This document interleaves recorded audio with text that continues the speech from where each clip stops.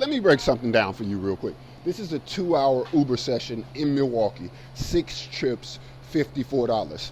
And the greedy vultures over at Uber, they want you to think that this is a blessing. But here's the math they hope you never do.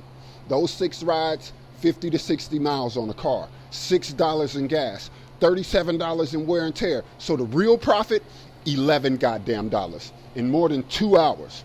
Uber's out here frothing at the mouth, squeezing every single mile they can out of the working people. That's not a job, that's corporate extraction disguised as opportunity.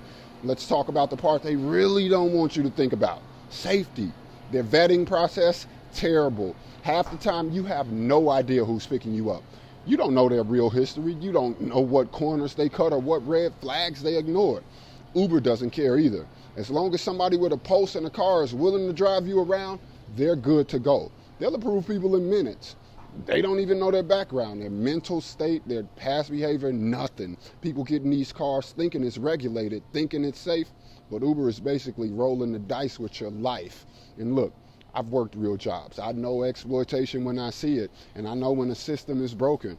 Every job I've ever had, the second I saw the first sign of being taken advantage of, I got up out of there. I left, I quit, I walked away. The best job I ever had was working in special education. With neurodivergent youth, I loved the work, but the minute the supervisor treated me unfairly, I got up out of there because nobody gets to exploit me. Nobody gets to disrespect my value, okay? And that's exactly what Uber does to drivers and riders every single day. They exploit the labor, they endanger passengers, they take the profit and leave the risk for everybody else. And Wisconsin has let this slide far too long. No regulation, no oversight, no safety standards, no minimum pay, no protection for workers or riders. But under Wisconsin Rebuild, that era is done.